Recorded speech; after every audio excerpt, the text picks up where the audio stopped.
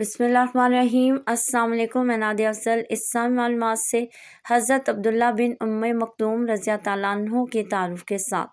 حضرت عبداللہ بن مکتوم رضی اللہ تعالیٰ عنہ کی والدہ کا نام عاتقہ بنت عبداللہ تھا۔ وہ قبیلہ قریش سے تعلق رکھتی تھیں۔ حضرت عبداللہ بن مکتوم رضی اللہ تعالیٰ عنہ اپنی والدہ کی نسبت سے مشہور ہوئے۔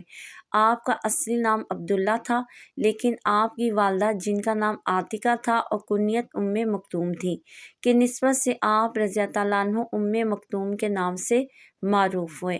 آپ رضی اللہ تعالیٰ عنہ کے والد کا نام قیس بن زید تھا۔ وہ المومنین حضرت خدیجہ رضی اللہ تعالیٰ عنہا کے ماموزاد بھائی تھے۔ آپ رضی اللہ تعالیٰ عنہ نابینا تھے اور آپ رضی اللہ تعالیٰ عنہ نبی صلی اللہ علیہ وسلم کے عظیم صحابہ رضی اللہ تعالیٰ عنہ میں شمار ہوتے ہیں۔ بہت بہت شکریہ۔ اللہ حافظ۔